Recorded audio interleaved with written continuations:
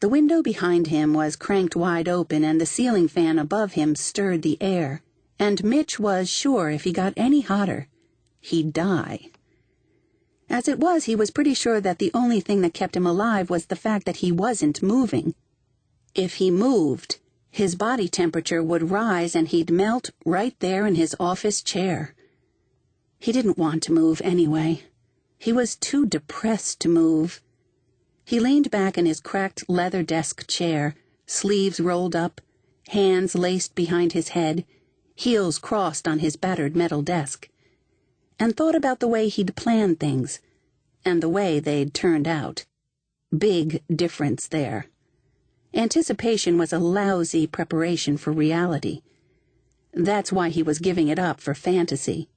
Fantasy was not particularly productive, nor was it lucrative, but it beat reality hands down. Reality sucked. Fantasy was leaving a prosperous career to become a private detective. Reality was regretting it. He closed his eyes and tried to recapture the dream, the part where he'd be the Sam Spade of the 90s.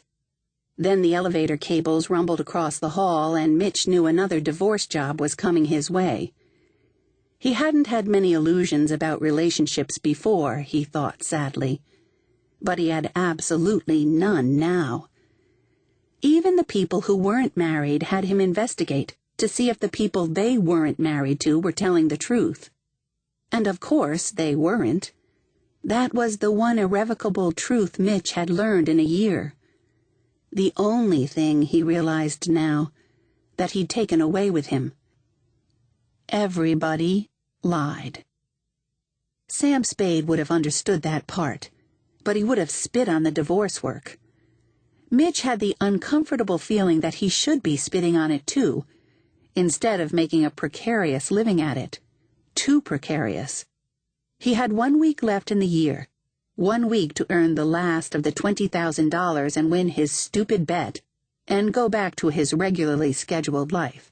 But to do that, he needed a client who would shell out $2,694 before Friday. It wasn't going to happen. Prying money out of clients was the second least favorite thing he'd learned about his job. So when he heard the elevator cables rumble in the hall opposite his office door, he didn't leap to his feet with enthusiasm. It wasn't just because the heat would kill him if he moved. It was also because it had been a long time since he'd done anything with enthusiasm,